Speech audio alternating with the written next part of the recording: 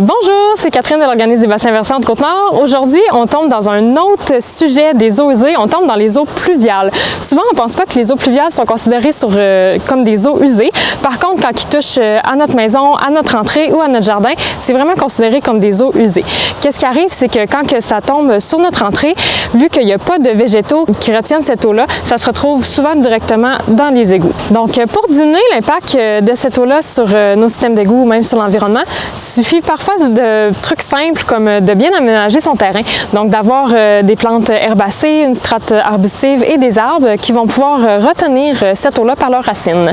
En fait, il faut que vos surfaces soient perméables et non imperméables. En aménageant votre terrain avec toutes ces plantes-là, finalement, c'est que ça va retenir les sédiments là, qui peuvent être chargés de nutriments, surtout si vous êtes près des cours d'eau. Donc, c'est super important d'avoir une bonne bande riveraine, donc d'avoir bien des plantes pour retenir ces sédiments-là qui pourraient se retrouver directement dans la rivière. Donc, même les arbres sur votre terrain, ça a aussi du bon pour la faune. Vous allez pouvoir peut-être avoir bien des oiseaux sur votre terrain. On peut aussi garder son gazon plus long, donc pas obligé là, de le couper à ras.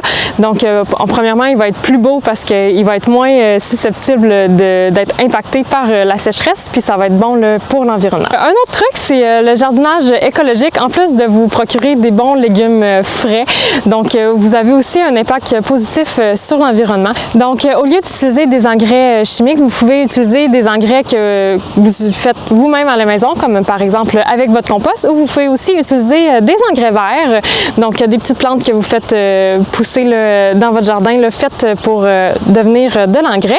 Comme ça, on évite le trop grand apport en nutriments. Vous pouvez aussi éviter l'usage de pesticides, donc vous savez maintenant que vos légumes n'en contiennent pas. Puis en plus, les pesticides, ils peuvent avoir un impact négatif là, sur les micro-organismes qui sont essentiels à l'environnement. Vous pouvez aussi utiliser la méthode du paillis. Donc, comme ça l'évite que les mauvaises herbes poussent en trop grande quantité. Donc, ça l'évite aussi l'utilisation de pesticides. Puis en plus, ça l'évite une trop grande évaporation. Donc, vous avez besoin de moins arroser votre jardin. C'est parfait pour les gens qui sont plus paresseux. Donc, avec un bel aménagement et un jardin écologique, vous en seriez que plus fiers et vous auriez fait un bon geste pour l'environnement.